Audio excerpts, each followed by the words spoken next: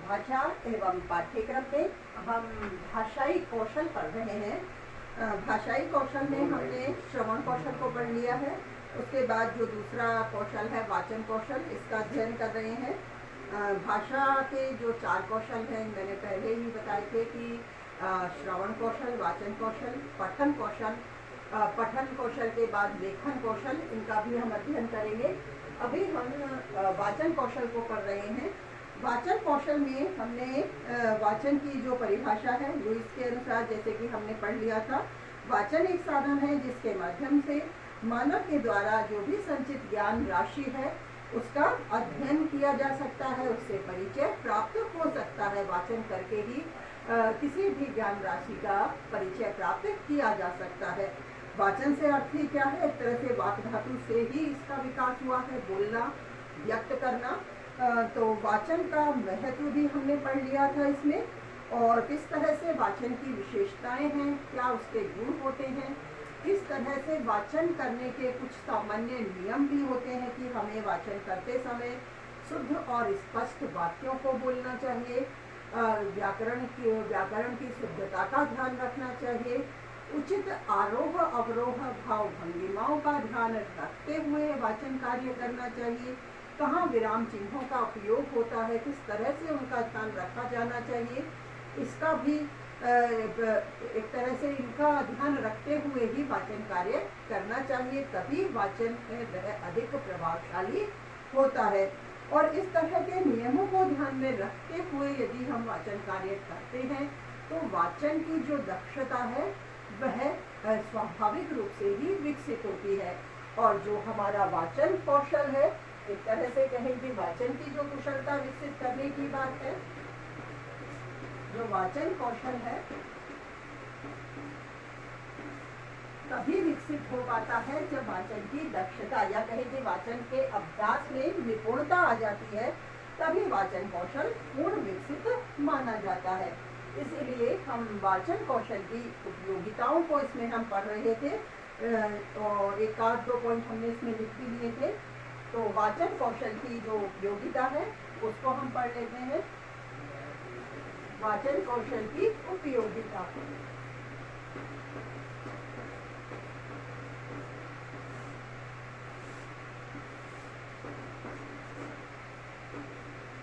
हमने इसमें जैसे कि अभी हम बात कर रहे हैं किस तरह से वाचन की दक्षता या कहे वाचन की निपुणता, उसके अभ्यास से ही वाचन कौशल विकसित हो पाता है। और वाचन कौशल के विकसित होने के क्या क्या उपयोग हैं, या कहें कि किस तरह से एक बालक सुनकर प्रभावशाली रूप से अपने जो भाव हैं, अपने विचार हैं, उन्हें वाचन के माध्यम से अभिव्यक्त कर सकता है। तो इसमें सुनने की क्रिया में श्रोता के पास किस तरह का, जैसे कि जो वक्ता है अच्छा वक्ता होना चाहिए, और उसी से वाचन हमेशा सशक्त होता है। और एक बात और हमने इसमें उपयोगिता में पढ़ी थी कि जैसे बालक जन्म के बाद जो भी नया ज्ञान सीखता है उसके हालांकि कई तरीके हो सकते हैं सीखने के, लेकिन हमने इसमें वाचन कौशल में उसके 2 तरीके हमने लिखे थे। एक तो अनुभव करके बालक सीखता है, और दूसरों के अनुभवों को सुनकर और पढ़कर भी सीखता है।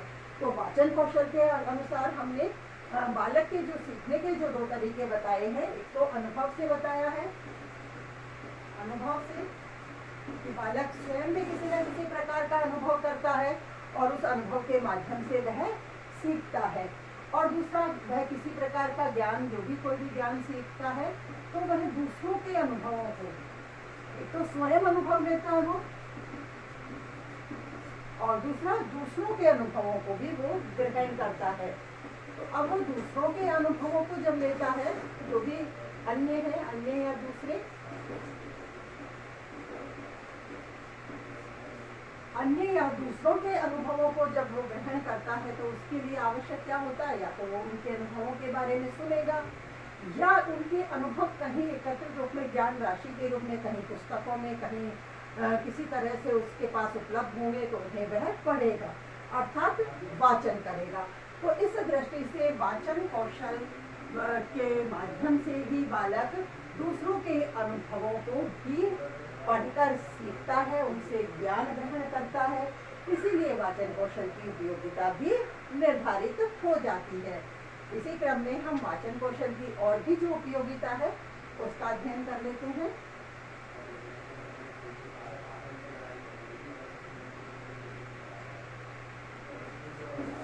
दो हमने उपयोगिता इसकी लिख ली थी।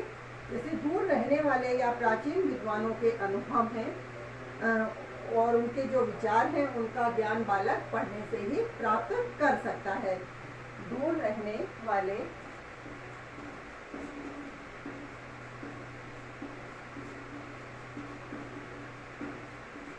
विद्वानों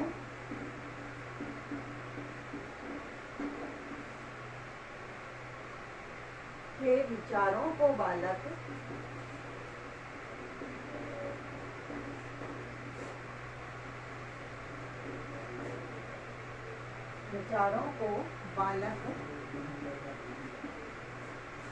पढ़कर ग्रहण करता है।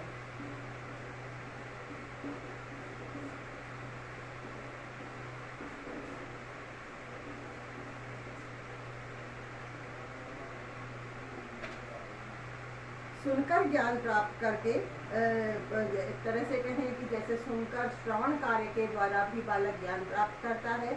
इसके अवसर बहुत सीमित हैं, इसलिए बालक जीवन में ज़्यादा ज्ञान वह पुस्तकें पढ़कर ही प्राप्त कर सकता है।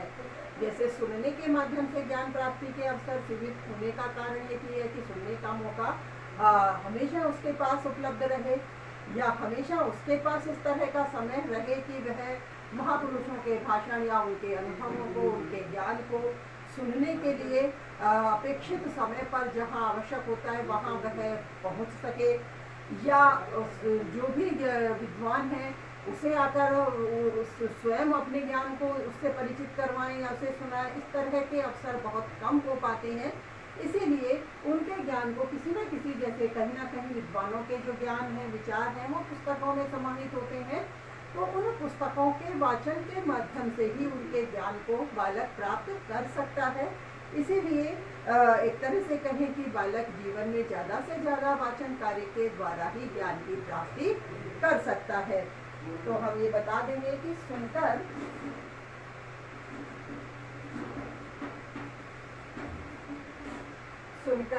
ज्ञान ग्रहण करने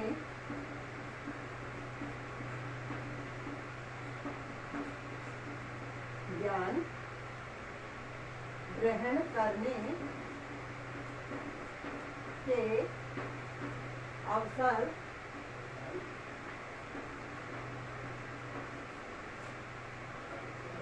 ज्ञान ग्रहण करने के अवसर बहुत सीमित हैं।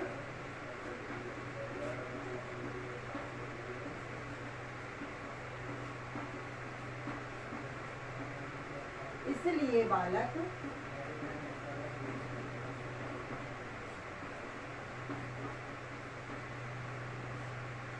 अधिक से अधिक ज्ञान की प्राप्ति बालक जीवन में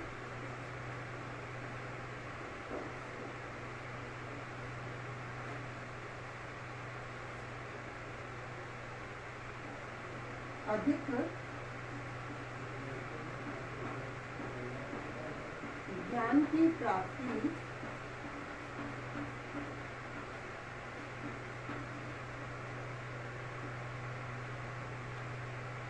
पुस्तकें पढ़कर प्राप्त कर सकता है। ज्ञान की प्राप्ति पुस्तकें पढ़कर करता है। ज्ञान की प्राप्ति पुस्तकें पढ़कर करता है।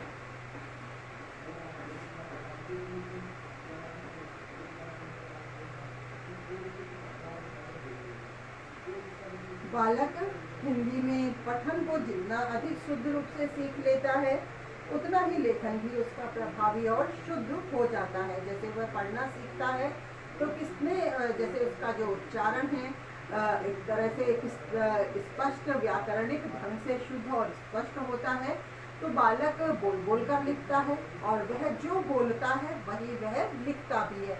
यदि उसका वाचन शुद्ध हो जाएगा, जो उसका उच्चारण कार्य है वह शुद्ध होगा तो वह जैसा उच्चारण कर रहा है वैसा ही लिखेगा भी।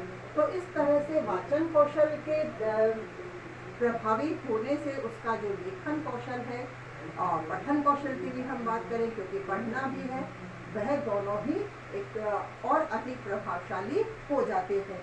तो इस दृष्टि से बालक हिंदी में पठन को जितना अधिक शुद्ध पढ़ता है, एक तरह से वाचन करता है, तो और अधिक उसका जो लेखन है वह भी प्रभावी हो जाता है, शुद्ध होता है।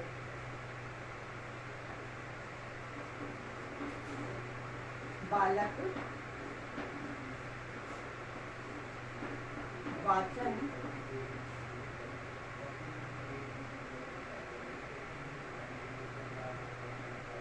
जितना शुद्ध करना सीख लेता है, उतना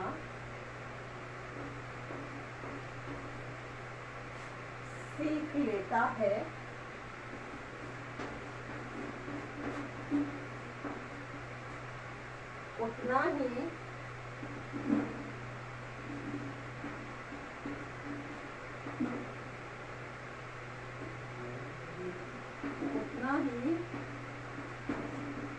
उसका लेखन और पठन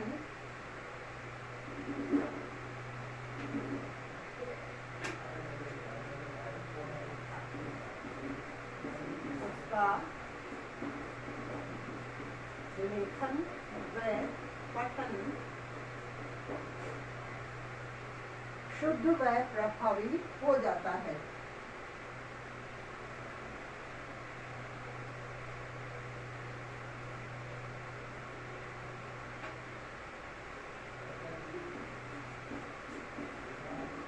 शुद्ध व प्रभावी हो जाता है।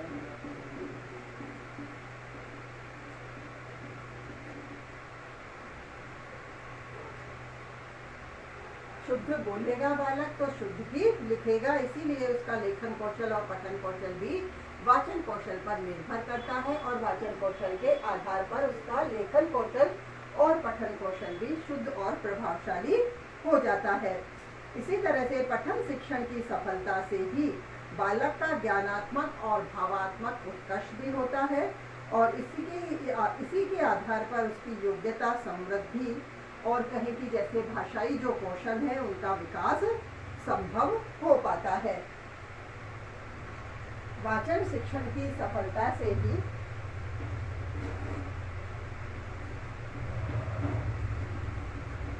वाचन शिक्षण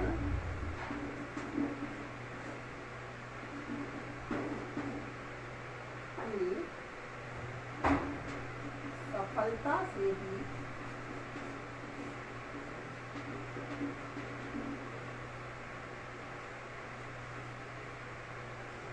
वाचन शिक्षण की सफलता से ही बालक का ज्ञानात्मक और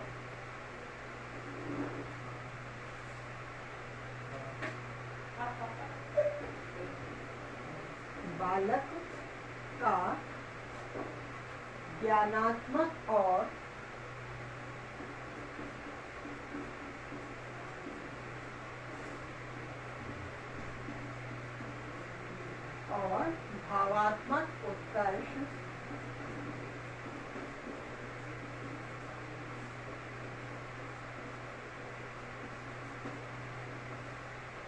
ज्ञानात्मक और भावात्मक उत्कर्ष, योग्यता, समृद्धि,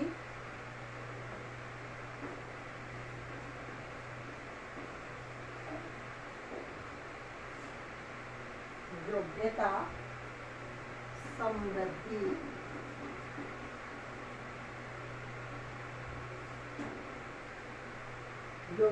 समृद्धि तथा भाषा के कौशलों का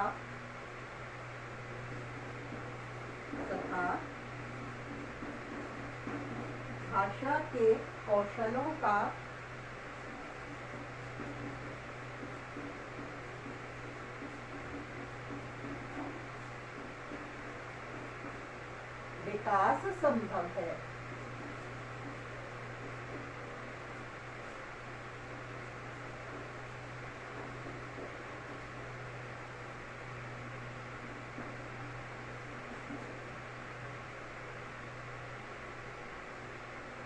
विकास संभव है।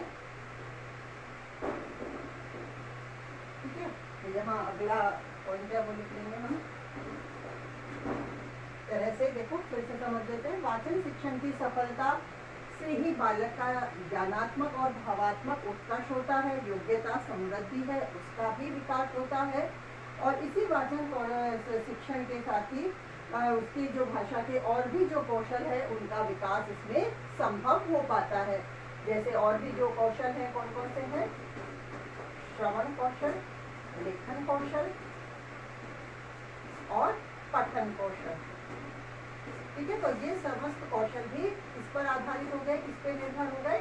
वाचन कौशल पर आधारित हो गए। जैसे कि इससे पहले वाले में भी हमने लिखा है, जितना शुद्ध करना लिखना एक तरह से वाचन करना जितना शुद्ध वो सीख जाता है, उतना ही उसका लेखन और पठन कौशल भी उससे प्रभावित होता है और वो और अधिक प्रभावशाली हो जाता है।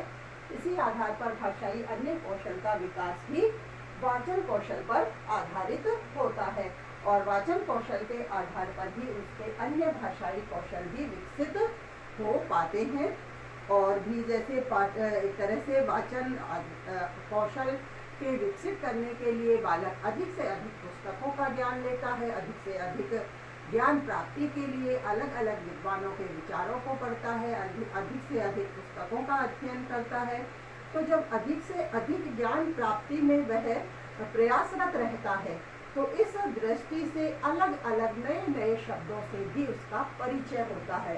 इस तरह से हम ये बता सकते हैं कि जैसे बालक का अलग अलग नए नए शब्दों से परिचय होने से उन नए नए शब्दों को वह सीखता है, उनका ज्ञान ग्रहण करता है। तो हम ये बता सकते हैं कि वाचन कौशल के माध्यम से या कि वाचन करने के माध्यम से ही बालक का शब्द भंडार है वह भी विकसित होता है। तो वाचन से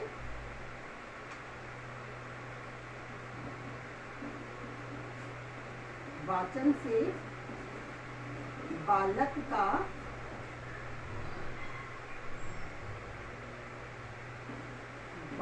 का शब्द भंडार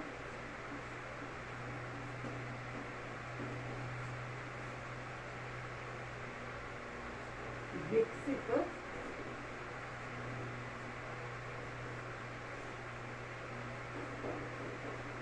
होता है।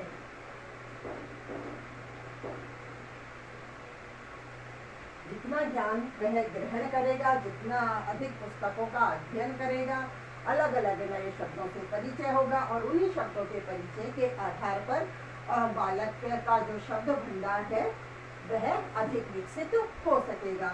इस दृष्टि से हम यह और वाले जो वाचन कौशल की उपयोगिता है उसमें हम इसे भी स्पष्ट कर सकते हैं कि बालक का शब्द भंडार विकसित करने का कार्य भी वाचन कौशल के माध्यम से संभव हो सकता है।